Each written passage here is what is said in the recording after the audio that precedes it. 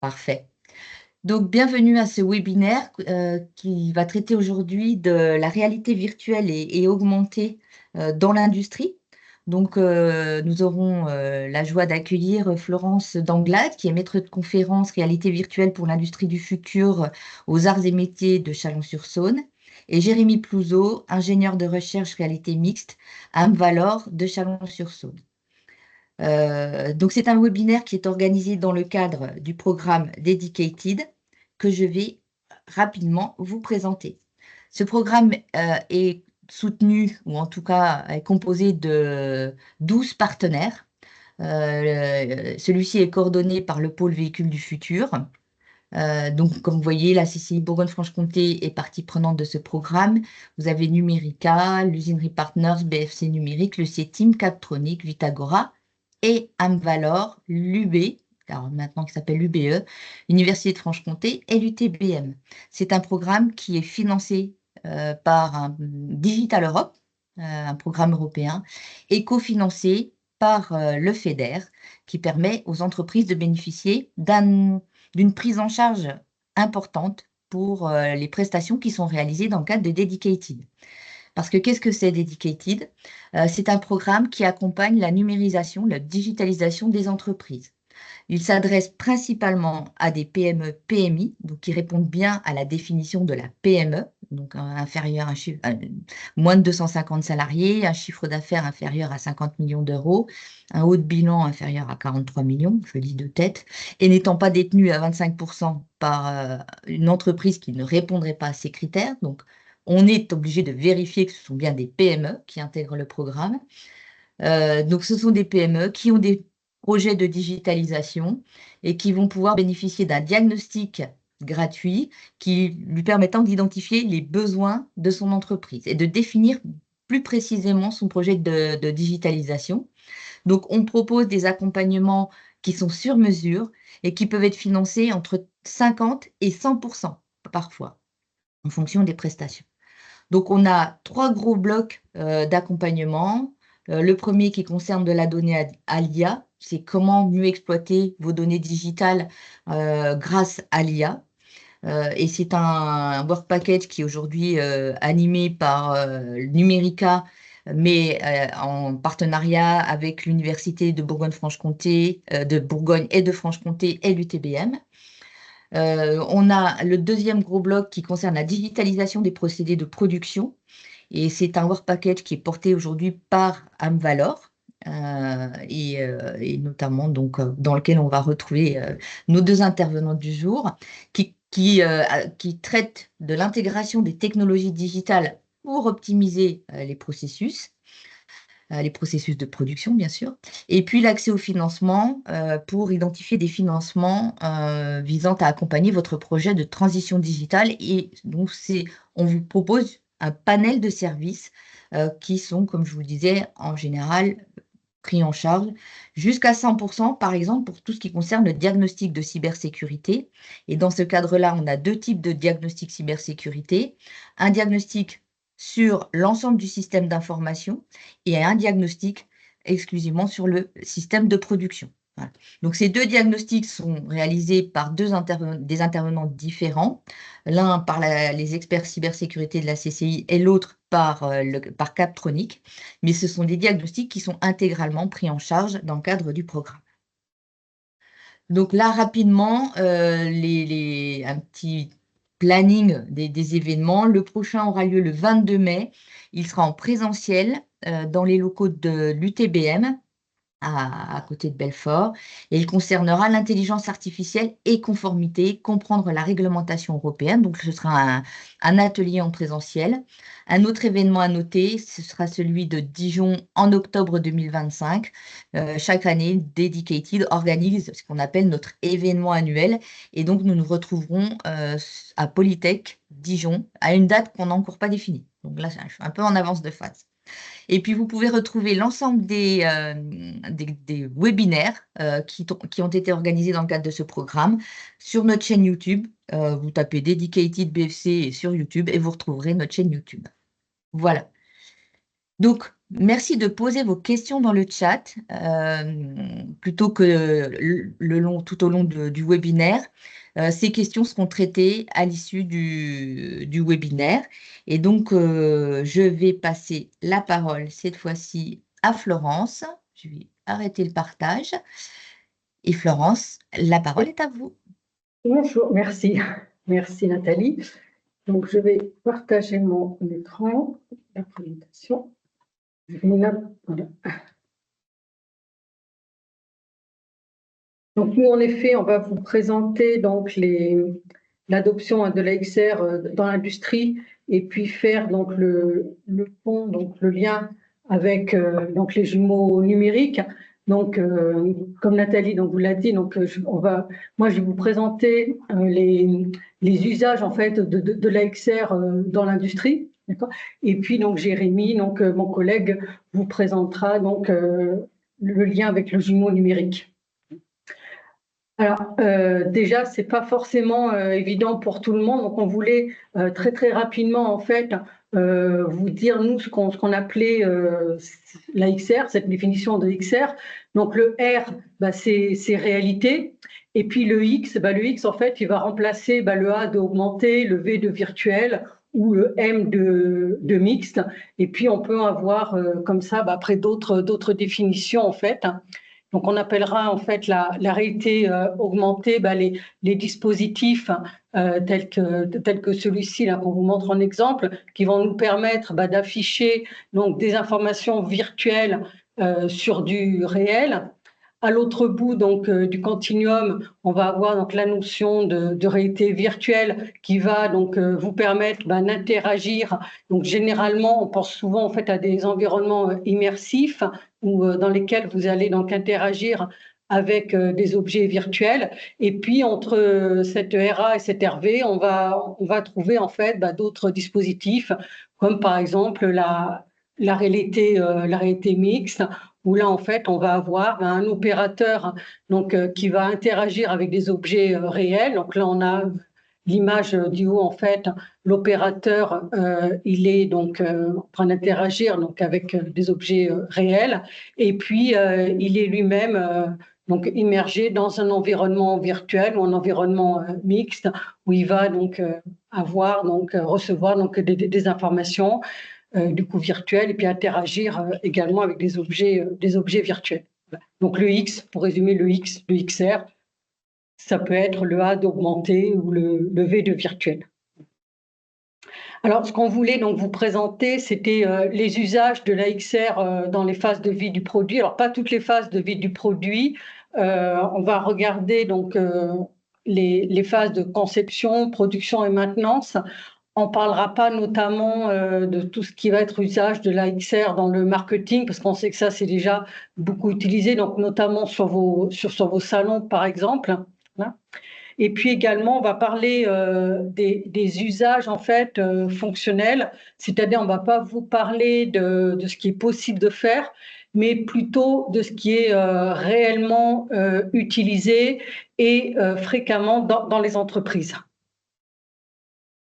Alors, si on prend déjà donc les activités donc de conception, voilà, pour la conception en fait aujourd'hui, ce qui est vraiment utilisé, c'est la réalité virtuelle. Donc là, dans un environnement donc immersif, donc soit avec un casque de réalité virtuelle, soit dans un cave. Voilà.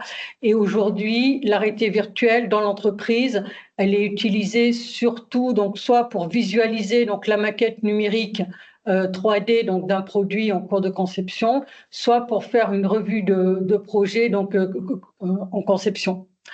Et puis aujourd'hui, par contre, les outils nous permettent aussi de visualiser donc des simulations, d'interagir avec ces simulations-là, et puis également de faire de la modélisation 3D en temps réel et en immersion, ou d'apporter des modifications. Alors, ces deux dernières fonctions, elles sont proposées par les outils, elles existent, mais elles sont quand même assez peu utilisées par les entreprises.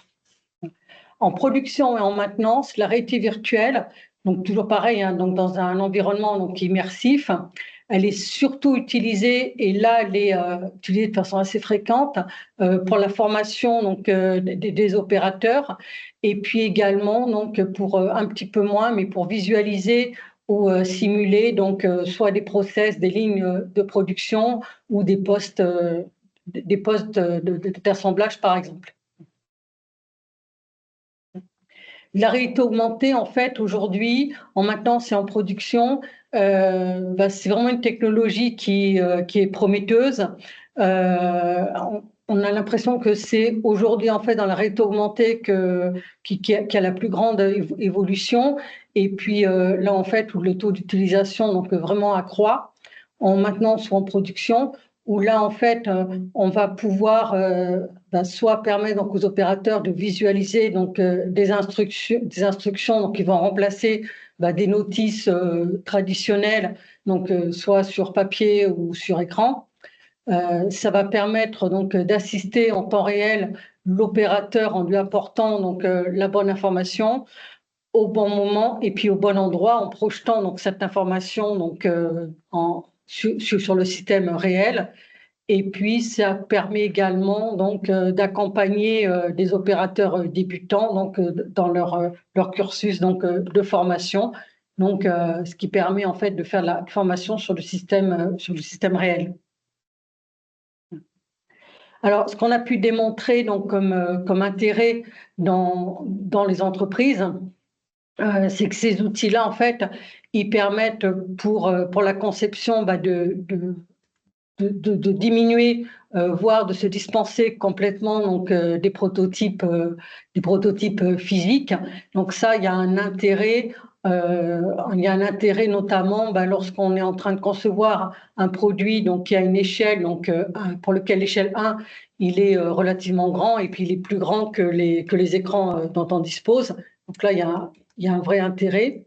Deuxième intérêt, donc c'est ce qui a été démontré, c'est la réduction des erreurs. Alors en conception, en réalité, c'est pas vraiment une réduction d'erreurs.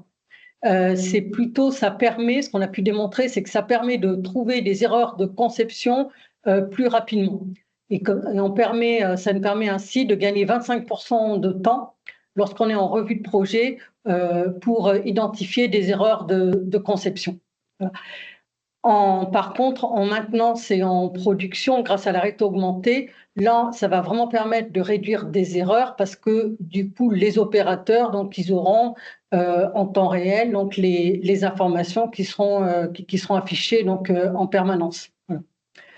On a montré que ça permettait également de faciliter donc la prise de décision. Donc ça, c'est vrai quand on fait des revues de conception donc dans un environnement donc immersif. Donc le fait d'être à l'échelle 1, en fait, ça et puis d'être en immersion, ça permet on va lever plus facilement des doutes en fait que lorsqu'on est devant un écran. Et puis également, donc cette fois-ci plutôt en production et en maintenance, on va pouvoir afficher en réalité augmentée des informations qu'on n'avait pas avant, donc des informations, des KPI, des informations donc, relatives à la production notamment en temps réel. Donc ça va permettre de faciliter également la prise de décision. On a montré que ça permettait de réduire les écarts entre les opérateurs, donc novices et experts. Donc, c'est lié au fait au dernier point où ces outils, en fait, ils permettent donc de réduire la durée d'apprentissage. Puis on sait qu'aujourd'hui, le recrutement peut être parfois difficile dans les entreprises. Donc, ça, c'est également un atout. Alors, pour ça, en fait, il existe plein d'outils. Il existe plein d'outils en fait pour de réalité, enfin de XR, donc dédiés un peu plus ou moins dédiés donc à nos métiers donc dans l'industrie, conception, maintenance et production. Ces outils en fait, on les a catégorisés donc dans 3-4 catégories principales. On va retrouver en fait tous les outils de XR qui seront directement intégrés aux outils donc traditionnels donc avec lesquels on va concevoir nos maquettes numériques, des systèmes de visualisation qui seront liés en fait à ces outils donc de conception de maquettes numériques de CAO. Ensuite, on va rencontrer donc des outils qui vont nous permettre, qui sont des logiciels donc, qui ont été de XR, qui ont été vraiment développés spécifiquement pour des applications donc, industrielles ou professionnelles en tout cas. Et puis, dernière catégorie, on va retrouver donc, tout ce qui va être moteur de développement 3D. Donc, si je prends la première catégorie, donc là, en fait, cette catégorie-là, ça va nous permettre de visualiser dans un environnement donc, immersif, donc notamment essentiellement avec un casque de réalité virtuelle ou éventuellement réalité augmentée, une maquette numérique CAO telle qu'on l'a dans notre logiciel donc, de CAO. Donc pour ça, on va utiliser donc soit directement donc l'outil, donc la plateforme donc de maquette numérique ou de PLM dont on dispose. Voilà. Soit on a sur le marché donc quelques outils commerciaux donc qui permettent de le réaliser. Et puis on va également pouvoir, grâce à ces outils-là, donc en conception, faire de la revue de projet. L'intérêt de ces outils-là, c'est la fidélité par rapport à la maquette numérique, vu que ce qu'on va visualiser, c'est la maquette numérique elle-même. Et puis, donc, l'environnement, il est facilité dans le sens, en fait, où on n'a aucune préparation des données 3D à faire. Il n'y a même pas à peine un transfert à faire, au pire, dans certains cas. Alors, la deuxième catégorie donc d'outils, donc les softwares donc de XR dédiés ou plus largement donc utilisés dans l'industrie. Donc là, on va en retrouver par contre, il en existe en fait un très grand nombre sur étagère. Certains donc comme en tout cas des RAID par exemple ou les outils PTC donc qui vont être liés à des plateformes donc de logiciels donc des métiers donc de la CAO. D'autres vont être des outils un peu plus indépendants. Voilà. Donc ces outils-là en fait ils vont être utilisés soit pour faire toujours pareil, donc en conception de la visualisation, de la revue de projet, et puis également de la formation. Ils sont surtout utilisés pour faire la formation en réalité virtuelle ou de la visualisation la visualisation d'instructions ou de l'assistance d'opérateurs en réalité augmentée. Ils proposent beaucoup d'autres fonctions que celle-ci, évidemment. Là, je ne vous parle que des fonctions qui sont fréquemment utilisées en fait en entreprise avec ces outils-là. Alors, l'intérêt de ces outils, c'est qu'ils sont relativement simples à mettre en œuvre, donc avec un nombre minimum d'heures d'apprentissage. Donc, du coup, ils sont relativement accessibles par les ingénieurs et les techniciens donc, dans nos PME. Hein. L'environnement VR est relativement facilité, c'est-à-dire qu'en fait, on n'a pas besoin d'avoir de connaissances notamment en algorithmique ou en programmation pour pouvoir les utiliser. Voilà. Et derrière, par contre, les développeurs de ces solutions-là sont des experts de la réalité virtuelle et on se retrouve du coup à avoir des applications pour lesquelles on a des interfaces qui sont bien pensées et puis donc ergonomiques.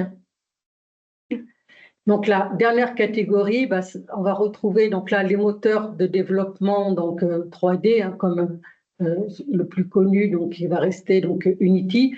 Donc là par contre qui va permettre de développer vraiment tout type d'applications pour tout type d'usage. Donc l'intérêt principal c'est qu'on va avoir des fonctions qui vont être parfaitement adaptées aux besoins des utilisateurs. Ça va permettre de développer des applications donc spécifiques pour un usage particulier. Derrière, c'est développé par des experts donc XR, donc avec des interfaces XR à la fois donc ergonomiques et puis également qui vont répondre aux justes besoins des utilisateurs. Et puis donc là du coup en fait comme derrière on n'est pas lié à un software en fait particulier. Donc, la solution donc développée avec ces outils-là peut être déployée donc sur différents postes. Donc, ce qui peut être intéressant, notamment pour les activités donc de formation.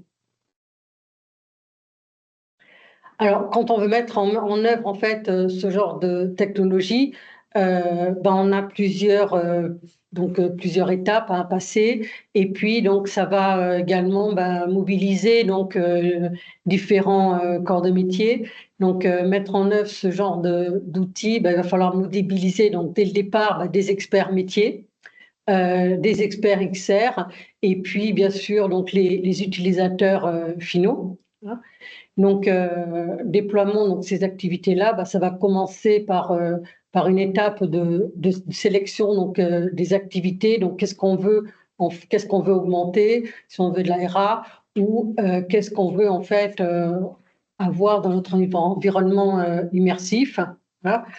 On va devoir ensuite créer en fait un scénario, réfléchir à notre architecture de XR, c'est-à-dire quel hardware. Sur quel hardware on va partir, quelles sont les interactions qu'on va choisir, comment on va créer le contenu, et puis comment on va développer donc ce contenu-là pour pouvoir choisir donc parmi les outils que je vous ai présentés, celui en fait le type d'outil que je vous ai présenté, celui qui correspondra le mieux donc aux besoins. Hein.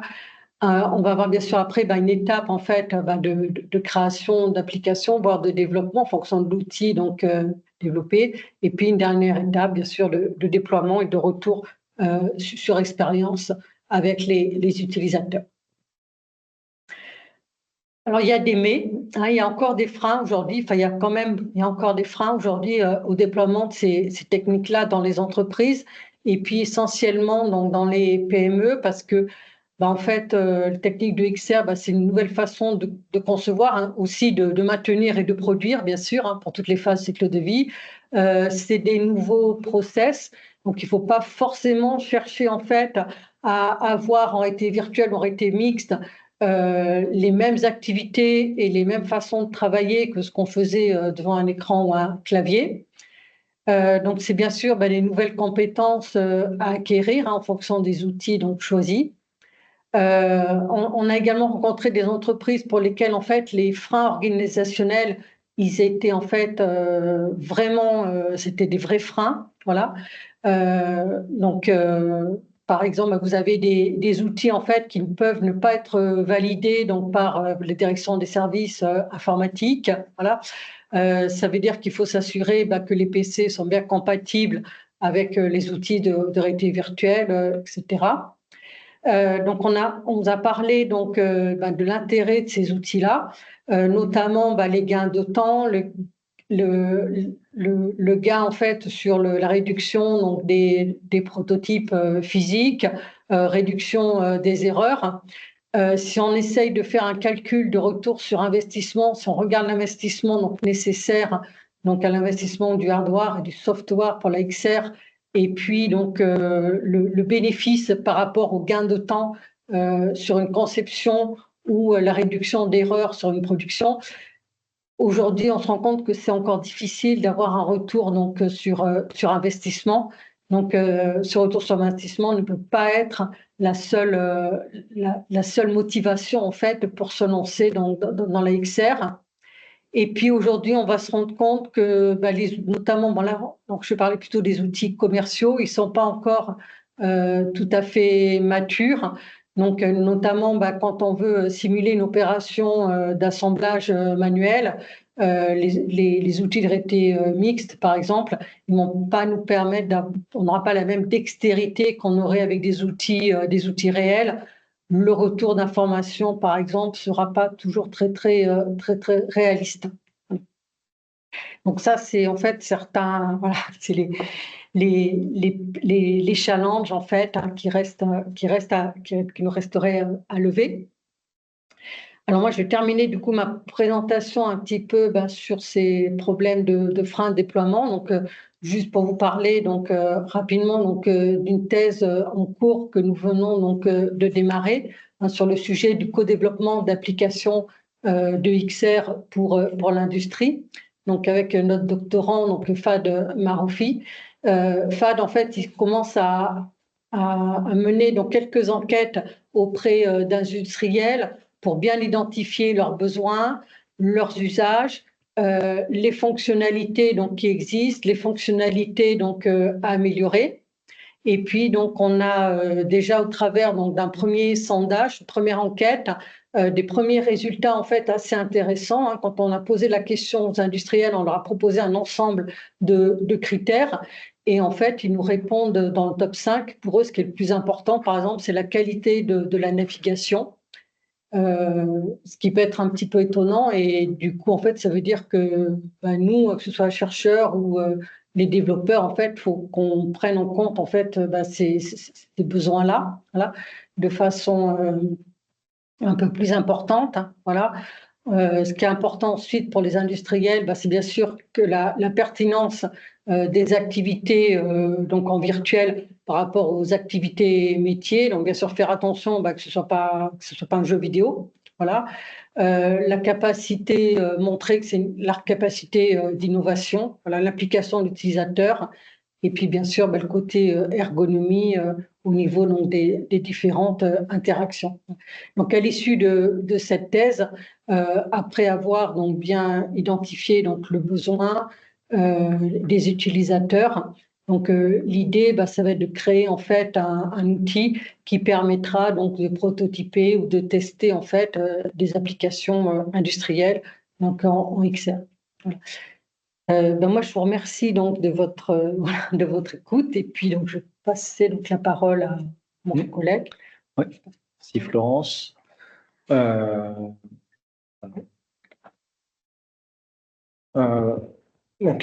suis donc Jérémy Plouzeau. Moi, je vais vous parler de ce qu'on vient de parler de la XR et souvent on associe toutes ces technologies à ce qu'on peut appeler le jumeau numérique. Et du coup, moi, je vais aborder les aspects du jumeau numérique, quel est le rapport avec la XR qui peut exister, et puis on va pouvoir avancer sur les différentes composantes qui permettent de faire un jumeau numérique.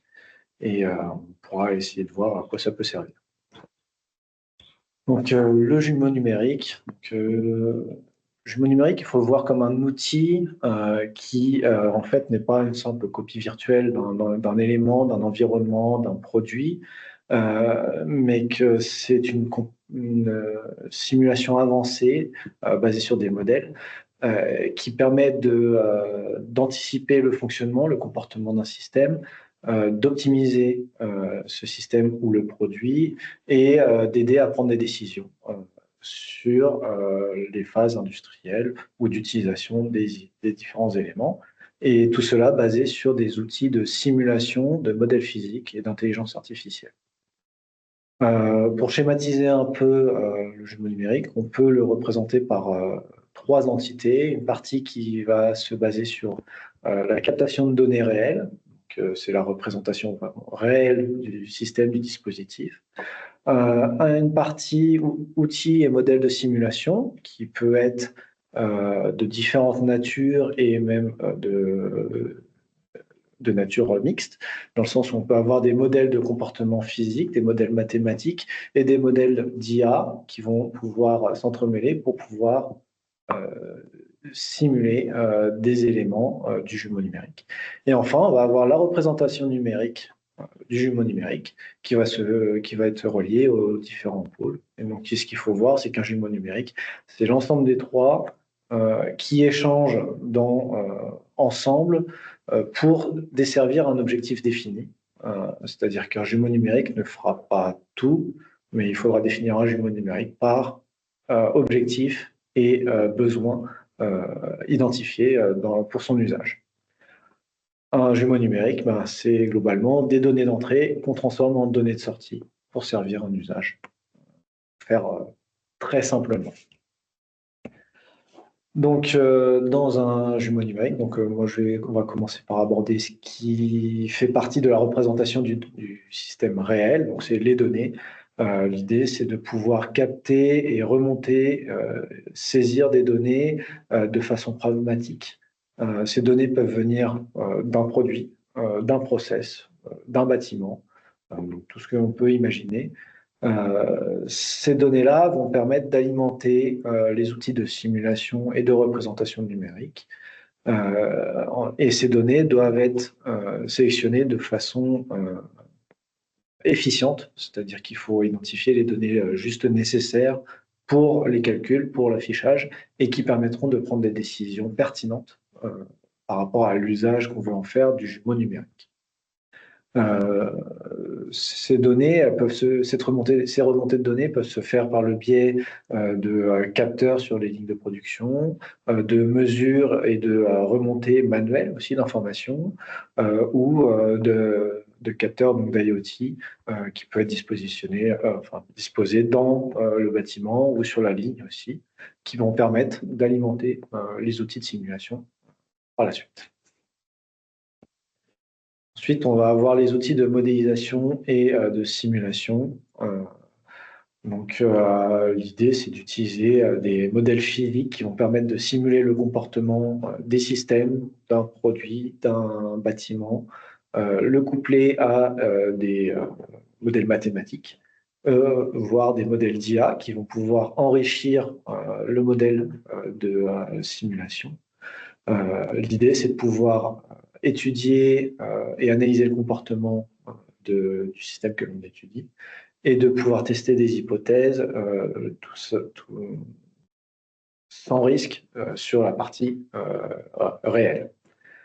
La simulation numérique, donc elle permet, comme toute simulation, de prédire, de comprendre, d'optimiser, d'analyser, d'évaluer l'impact de différents paramètres sur le système et de permettre de prendre des décisions.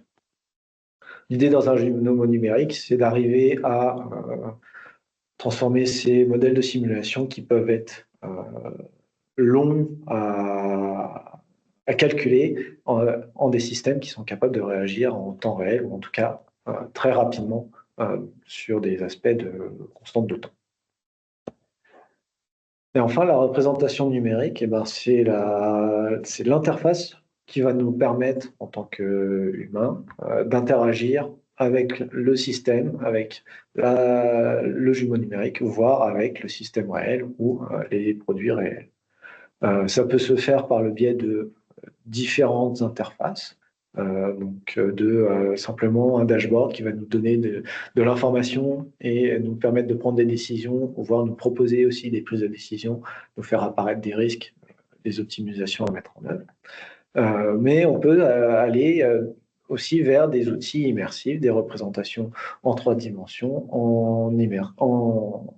en temps réel, avec des vues immersives et de son propre point de vue. Et là, on va plutôt se tourner vers des outils de réalité augmentée ou des outils de réalité virtuelle, ou tout autre qui sont traités avant. Là, on a du coup, c'est pas la vidéo, on la mettra après. Donc, il y a une vidéo de démonstration d'un jumeau numérique qui est utilisé dans le cadre de l'école, mais pour former les étudiants à l'utilisation d'une presse. Donc, c'est une presse à vis. L'idée, c'est que c'est un jumeau numérique d'une presse qui est couplé à des calculs de simulation de déformation et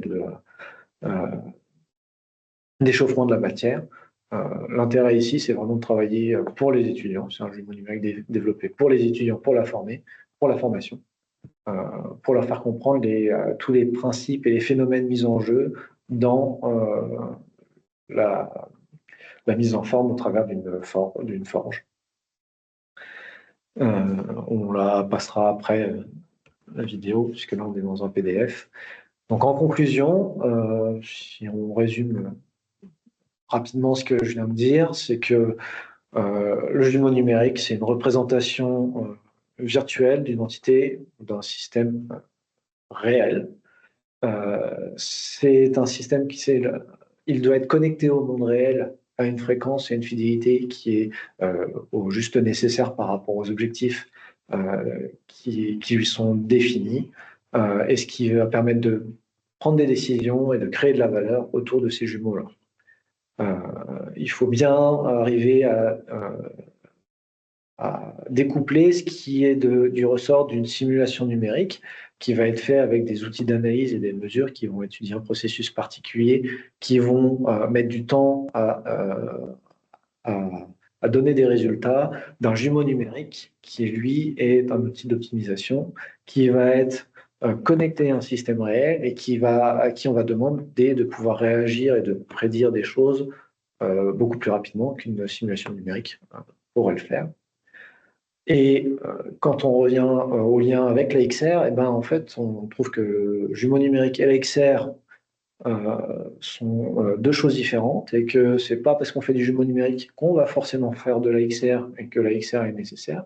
Et c'est pas aussi parce qu'on va faire de la XR que l'on va travailler sur des aspects de jumeau numérique. Euh, Chacun va trouver un usage dans l'autre, mais il n'est pas nécessaire d'avoir un jumeau numérique pour faire de la XR, et il n'y a pas besoin de XR pour faire du jumeau numérique. J'espère que j'ai bien été clair. Donc moi, j'ai fini ma présentation. Maintenant, on peut passer à une phase de questions-réponses s'il y a besoin, et on peut passer la vidéo en, en attendant.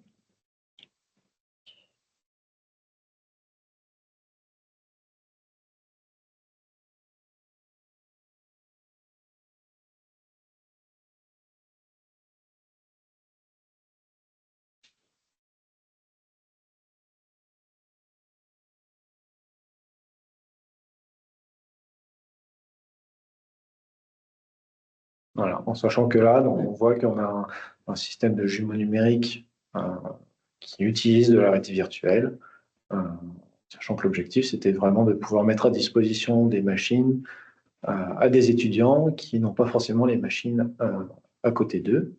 Donc on a une partie jumeau numérique où on va avoir plutôt une simulation qui va tourner en autonomie, mais on va aussi avoir une partie où, quand là, donc c'est entre autres avec MES, où le jumeau numérique pourra être aussi connecté à la vraie forge, euh, à la vraie presse, pour avoir des résultats aussi en continu de ce qui se passe lors de l'opération de forge.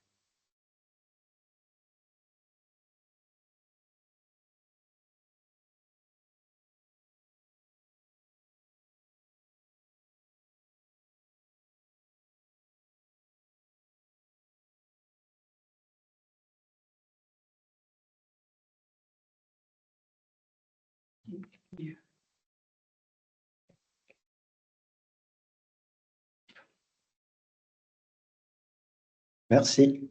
Si. Merci beaucoup, Florence et Jérémy. Bah, écoutez, je propose que l'on passe à une séance de questions-réponses. Alors, soit vous les posez dans le chat, soit, comme on n'est pas nombreux, vous pouvez lever la main pour prendre la parole et poser vos questions. Peut-être pendant que vous réfléchissez, moi j'en ai une, Jérémy. On travaille beaucoup avec les PME dans le cadre de Dedicated, et c'est vrai qu'on accompagne justement les PME dans la réalisation de POC. J'imagine que si demain une PME nous dit, bah, moi j'aimerais bien faire un jumeau numérique de ma machine d'usinage, etc., est-ce que c'est un projet qui peut rentrer dans le cadre de Dedicated? Ça peut être un projet qui rentre dans Dedicated. Euh, mais moi, s'il y a une entreprise qui vient me poser cette question-là, la première question que je pose, c'est pourquoi est-ce que le besoin de faire le jumeau numérique de la machine? Quel est l'objectif? Quelles sont les attentes et quels sont les besoins identifiés qui justifient l'implémentation d'un jumeau numérique? Ce qui nous permettra après de travailler sur les aspects du jumeau numérique à mettre en œuvre, qui ne sera peut-être finalement pas le jumeau numérique de la machine complète, mais qu'une partie ou certains éléments, etc. Et dont la forme prendra la forme que l'on pourra décider à partir de cette identification-là. Ok. Alors c'est vrai qu'effectivement, il y a toujours cette phase d'identification du besoin, quoi qu'il en soit, avant d'aller vers un projet global, hein. Ça, c'est également pris en charge dans le cadre de Dedicated, hein, cette identification du besoin. Et pour développer ce jumeau numérique, là, c'est combien d'heures de travail, là, ce que vous nous avez montré? Bon, bah, sur la partie forge, là, il y a Oui. pratiquement il y a un peu moins d'une année de travail quand même, en sachant qu'on c'est du développement qui est fait donc au sein d'AM Valor. Donc la partie sur la forge est développée donc à l'Institut de Laval, qui a les mêmes spécialités que nous à Chalon-sur-Saône. Donc nous on travaille sur d'autres démonstrateurs et d'autres jumeaux numériques. Et c'est un jumeau numérique qui s'inscrit dans le développement de de plusieurs autres simulateurs, en sachant que ça va faire 3 ans qu'on travaille sur ce projet-là en globalité. Donc sur la partie Forge, il y a bien une année de travail complète. Pour une personne. Pour, on va dire, une personne et demie, puisqu'il y a une partie développement et une partie infographie. Ok. Alors, par contre, j'ai bien noté ce que vous disiez, c'est-à-dire qu'on peut travailler sur un jumeau numérique juste sur une partie de la machine. C'est ça, hein? Ouais, j'avais pas en C'est tête. ça, c'est ce que je disais. Faut pas se dire qu'en fait, on peut travailler, par exemple, sur une partie énergétique de la machine. Et dans ce cas-là, on va plutôt travailler sur une représentation d'un jumeau numérique côté énergie et Ouais. identifier plutôt les flux d'énergie qui rentrent, qui sortent, les pertes, identifier pourquoi il y a des pertes. Et dans ce cas-là, on ne va pas forcément rentrer dans une modélisation des différents axes de la machine, du programme d'usinage qui peut être mis en œuvre ou des choses comme ça. Ok. Merci. Est-ce qu'il y a d'autres questions? Oui, oui. J'aurais une question d'Animatia, donc CETIM à Saint-Étienne. Intéressant, effectivement. Il y a peut-être des liens aussi avec les collègues sur la partie ou sur les procédés, notamment la partie forge avec Metz et puis nos équipes internes. Mais au-delà de ça, j'ai cru voir donc un certain nombre de noms de plateformes, notamment 3D Experience. Est-ce que sur quoi a été modélisé, sur quoi a été réalisé le jumeau numérique là du coup que l'on a vu De la forge, il a été fait avec le moteur de rendu Unity. Et après, il y a des logiciels de simulation. Alors, c'est le logiciel Forge qui fait les simulations. Ouais, c'était fait sur Forge. Voilà. Donc, il y a les simulations de la mise en forme des pièces qui sont faites sous Forge, qui sont après intégrées avec des outils de réduction de modèles pour être resimulés sous Unity. Et derrière, l'interface, donc ce que je disais, donc l'interface de réalité virtuelle a été développée sous Unity et interfacée avec des modèles réduits issus de simulation du logiciel Forge. Ok. Donc d'autres procédés que la forge, effectivement, sur le ginage, Pour d'autres procédés, par exemple, euh, on a des jumeaux numériques sur des machines-outils, où là, on a des outils qui se basent sur de la simulation issue des logiciels de simulation de Siemens, par exemple, pour simuler les commandes numériques. On branche aussi des outils de simulation, d'analyse d'effort et pour simuler et avoir des résultats sur l'état de surface, par exemple. Ça, c'est des modèles de simulation qui sont développés à l'école, par exemple, qui sont branchés sur le simulateur, qui, lui, est développé, par exemple, dans Unreal Engine. À côté de ça, par exemple, on a aussi un simulateur, donc un jumeau numérique d'une dérouleuse, où là, les outils de simulation sont directement développés dans Unity pour être intégrés en C#, avec des portes d'entrée où on pourra brancher d'autres simulateurs par la suite sur le jumeau. Les procédés de découpage, emboutissage, j'imagine qu'il doit y avoir aussi il faut utiliser en fait les logiciels qui sont dans les différents domaines. On va dire que la partie la plus compliquée d'un jumeau numérique, justement, c'est cette partie simulation. Une fois qu'on a de la captation de la donnée, c'est comment utiliser cette donnée dans des outils de simulation et comment brancher des outils de simulation pour que ça fonctionne et que ça réagisse sur des temps qui sont pertinents par rapport au procédé qu'on va chercher à simuler. Et donc, le premier lien, c'est les outils de simulation existants, hein, comme les outils de simulation de mécanique des fluides ou 3D Experience avec des calculs d'éléments finis ou tout ce que l'on peut imaginer dans le domaine sur lequel on va devoir intervenir sur le jumeau numérique. Et derrière, c'est arriver à justement utiliser ces modèles-là pour arriver à en faire des modèles réduits ou les rendre temps réel et utiliser. Et l'idée, c'est de pouvoir jumeler ça à des outils d'IA qui vont permettre de compenser les précisions ou les manques de calcul ou de simulation qui pourraient être liés aux précisions des modèles utilisés.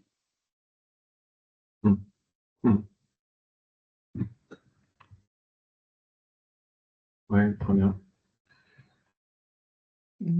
C'est bon, Denis? Oui, Parce que je j'ai vois d'autres que... questions, mais je ne Ah, vais pas monopoliser, hein. Je vois que quelqu'un a levé la main. bah, tu reviendras peut-être après, Denis. On va passer la parole Oui, oui, oui. à Après, Egon. je reviendrai après.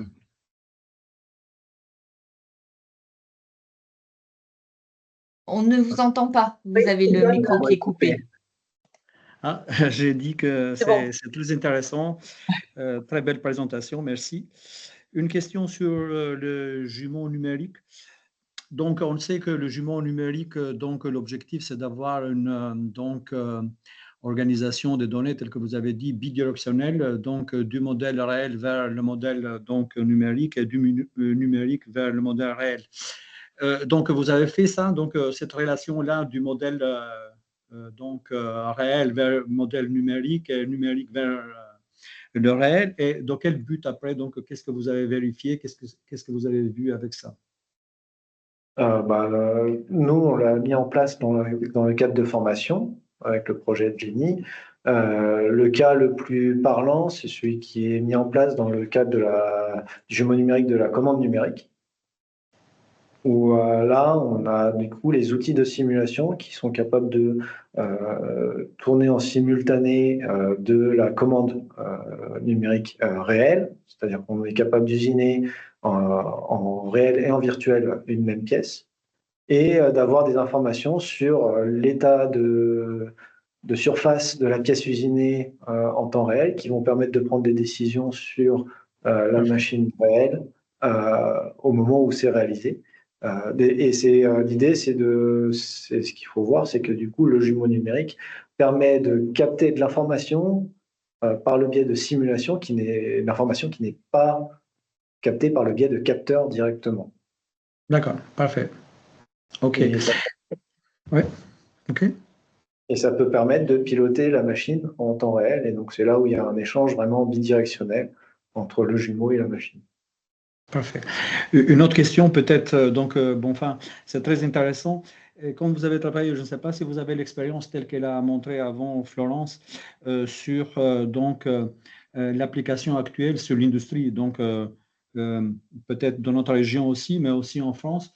Donc, sur les modèles économiques, est-ce qu'il y a est-ce qu'il y a un impact, le développement des jumeaux numériques sur la proposition de la valeur, sur la création de la valeur? Et si vous avez des cas concrets là-dessus? Alors, la proposition de valeur sur ces choses-là, c'est un peu compliqué parce que ça dépend vraiment des usages, etc. Ce qui est sûr, c'est qu'il y a suivant les cas, il y a un intérêt d'aller vers des outils de simulation et de jumeaux numériques. Ou dans d'autres cas, où déjà simplement des retours d'informations, c'est-à-dire simplement un pupitre de retour d'informations de ce qui se passe dans l'usine ou dans la ligne de production, permet déjà d'avoir de la valeur ajoutée par rapport à simplement une ligne non instrumentée. Un exemple qui a été mis en place chez Saint-Gobain, où ils numérisent en fait tout leur processus de fabrication dans les usines. Donc ils centralisent l'information et en instrumentant leurs usines de capteurs. Et eux, ça leur a permis d'optimiser leur flux de production en temps réel, c'est-à-dire que plutôt que de faire un programme sur leur ligne de production avec du coup des retouches, un cycle de retouches sur leurs produits finis, parce qu'il y a des défauts inhérents au process et en fait plutôt à l'historique de la matière qui ne peut pas être contrôlé complètement. Et ben, avec ces données-là, ils ont été capables ils sont capables de piloter leur ligne de production en temps réel pour réduire les défauts. Et donc là, il y a un gros intérêt d'aller sur cette notion de jumeau numérique parce que ça leur réduit leur nombre d'erreurs et de défauts en sortie. Et là, il y a une plus-value et une valeur ajoutée à l'usage. Donc, je dirais que c'est cette valeur ajoutée et ce retour d'investissement qui doit se mesurer par rapport aux besoins et à la réalité économique du procédé et à ce que peut faire économiser le jumeau numérique. numérique dans son usage. D'accord. Bon, enfin, peut-être la dernière question, parce que les autres aussi peut-être donc peuvent poser des questions. C'est des problématiques donc d'actualité. Vous avez mis en évidence que normalement le jumeau numérique, c'est lié avec un objectif qu'il peut avoir l'entreprise. Et normalement, donc, ce jumeau numérique va évoluer. Donc, comment ça se passe? Vous avez pris un exemple de cette entreprise. Comment ça se passe avec l'évolution? Comment, par exemple, une partie de jumeau numérique que je veux intégrer, donc, puisse intégrer de cet écosystème là-dessus qu'il est déjà établi, ainsi de suite. Est-ce que vous avez pu voir cette problématique? Alors, pas nécessairement. Moi, enfin, j'indiquais ça, c'était surtout pour dire que l'idée, c'était pas de chercher à avoir un jumeau numérique complet qui va faire tout. C'était plutôt de Oui, dire d'avoir plusieurs jumeaux numériques oui, qui vont peut-être traiter des aspects, qui vont se centraliser sur des mêmes, se focaliser sur les mêmes processus, par exemple, mais qui vont servir de différents objectifs. Et l'idée, c'est de dire, ben, il va y avoir de la remontée d'informations qu'ils vont pouvoir partager. Mais il y en a un qui va piocher pour ses simulations dans certaines données, l'autre dans d'autres, et qui va chercher à avoir, qui vont donner leurs résultats euh, chacun dans leur domaine, dans leurs objectifs. Et là, ouais, et l'idée justement, c'est pas forcément de tout regrouper dans un même jumeau numérique, qui deviendrait en fait très compliqué à mettre en œuvre, très compliqué à mettre à jour, très compliqué à utiliser, puisqu'il y aurait, pour un des objectifs, on récupérerait beaucoup de données, on ferait beaucoup de simulations qui ne seraient pas pertinentes par rapport à un usage spécifique.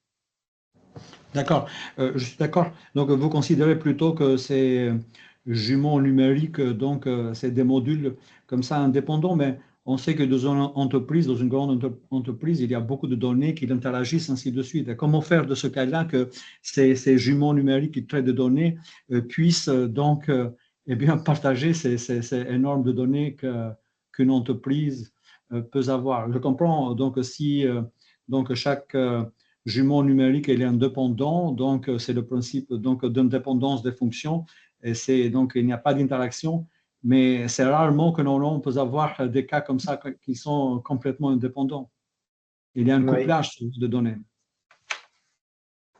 Oui, après, c'est là où il faudra réfléchir à l'interopérabilité entre les différents jumeaux et de voir comment imbriquer différents éléments. Et ça, je Ok, dirais que c'est en fonction ok. des sujets, des domaines, quoi, toujours. D'accord, très bien, très bien. Non, mais je me suis posé la question maintenant parce que peut-être vous avez vu comment ça se passe avec les entreprises actuellement. Est-ce que cette problématique, elle existe, ainsi de suite. Très bien, merci beaucoup, c'était très intéressant. Merci pour les réponses. Merci. Merci. Alors, je vois que Marie a levé la main, Marie Leblanc.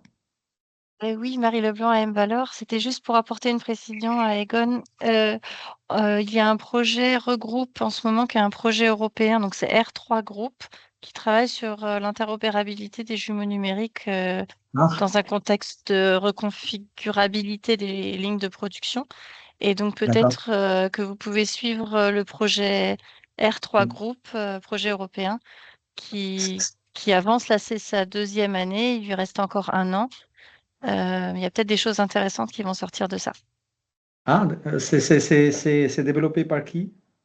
C'est Alors, c'est c'est développé un par qui? consortium et il y a une trentaine d'acteurs européens, donc D'accord. OK. d'une dizaine de pays qui travaillent sur le D'accord. sujet pour avoir une continuité numérique et justement essayer que tous les jumeaux numériques soient capables de se parler entre eux aussi C'est ça, OK, d'accord. Très sur bien, très le bien. process de OK. fabrication.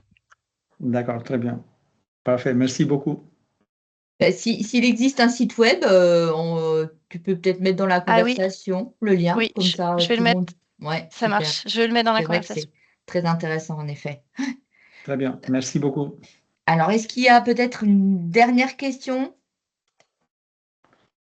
Alors, je dis dernière, s'il y a d'autres questions, n'hésitez pas.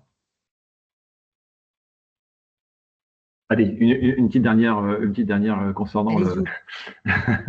concernant la partie flux. On parle aussi de jumeaux numériques pour tout ce qui est gestion des flux à l'intérieur d'un atelier, sur une ligne de fabrication, etc. Donc, on est capable de modéliser effectivement un équipement, une machine avec toutes les règles cinématiques qui vont bien. On est capable d'intégrer les règles de fonctionnement ou de consommation énergétique. On peut, enfin, soit on zoome, soit on dézoome. On peut aussi considérer une machine comme une boîte noire et puis l'intégrer dans un ensemble où on veut voir circuler les pièces. Donc, est-ce qu'on parle bien aussi de jumeaux numériques quand on est capable de modéliser un atelier avec l'ensemble des équipements de production, de tous les systèmes de transitique associés, pour vérifier que le scénario de charge de production, l'ensemble des pièces est capable de traverser tout un atelier sous un lead time, enfin, sous un délai, sous un temps de défilement qui est correct. Est-ce qu'on parle bien là aussi de jumeaux numériques? Si on relie les informations aux informations qui se passent réellement dans l'atelier pour avoir de l'information mise à jour et de l'optimisation en temps réel, on va vers vraiment une définition complète d'un jumeau numérique, effectivement. Si on s'arrête à la phase simplement de simulation pour préparer une implantation et qu'après on ne remet pas à jour le jumeau pour son usage par la suite, là on sera plus sur un aspect de conception et de modélisation, simulation numérique simple. Oui, c'est ça. On voit un certain nombre d'acteurs d'industriels, alors dans le domaine, je ne citerai pas les noms, mais dans le domaine du pneumatique, dans le domaine du traitement de surface à grosse échelle, effectivement, qui s'interrogent très sérieusement sur comment modéliser mes ateliers, capter, remonter les informations de terrain, et puis faire justement des simulations. Enfin, imaginer un ramp-up, par exemple, une évolution comment dire, je sais pas, d'augmentation de quantité de production à tel ou tel endroit sur une ligne, sur un atelier, sur une usine. Donc, on voit bien que c'est des questions qui remontent de la part des industriels, mais c'est quand même les gros du marché. Hein. C'est les ETI, enfin, on va dire plutôt la taille des ETI. Ouais, la clé là-dedans, c'est toujours la donnée, en fait. Et je dirais que la simulation dépendra de la qualité des données qu'on pourra lui fournir et de comment est-ce qu'on l'utilise derrière. Alors, si je peux me permettre, je peux apporter un éclairage là-dessus. Vous parlez de gestion des flux.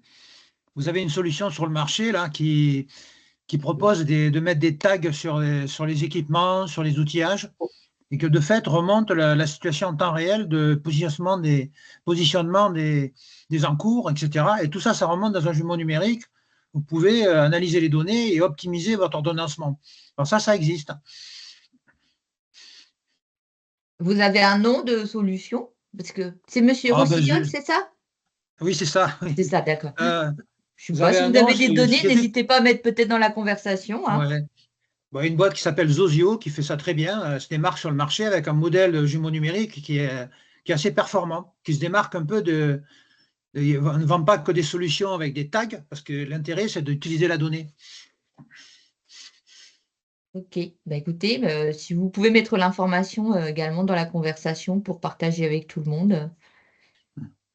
Est-ce qu'il y a d'autres questions? Monsieur Rossignol, vous aviez une question ou c'était juste pour intervenir Oui, tout à l'heure, en fait, j'avais un autre élément de réflexion. Vous parliez de continuité numérique, jumeaux numériques, etc. Mais il y a déjà un premier pas à franchir qui est à la portée de toutes les PME, c'est de faire la continuité numérique entre le PLM, la définition du produit, les programmes d'assistance réalité augmentée qu'on a à l'atelier, passer par une solution intermédiaire qu'on appelle le MES, c'est-à-dire mise à disposition d'instructions digitales dans l'atelier, de façon à ce que l'opérateur, on lui mette à disposition l'assistance réalité augmentée, enfin le logiciel qui va bien, en configuration, dans la continuité avec le produit sur lequel il travaille.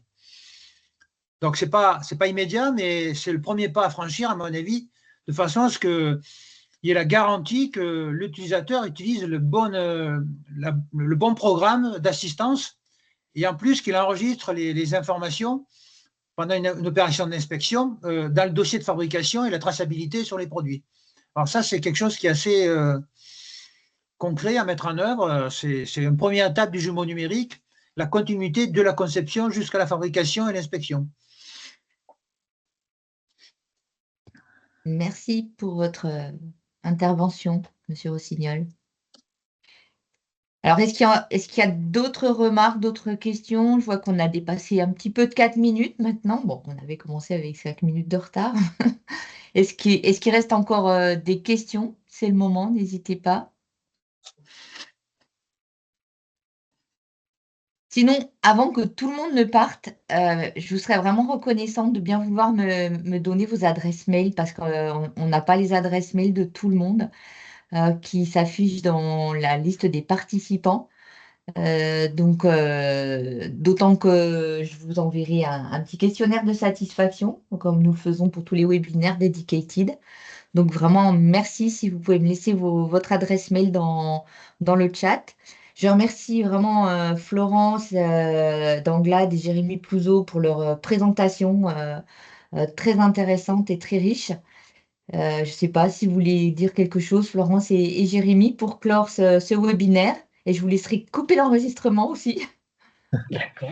Ouais, bah, merci d'avoir participé. Les questions étaient intéressantes. Et puis, j'espère qu'on a pu éclairer un peu sur les différents aspects qu'on a traités et que ça a permis d'avancer les réflexions pour les différents participants. Très bien. Inch'Allah. Voilà. Merci Jacques pour cette conclusion. Eh ben, merci beaucoup. Et puis, bonne fête de Pâques à tout le monde. Profitez bien. À bientôt. À Au revoir. bientôt. Au revoir. Merci. Au revoir. Au revoir.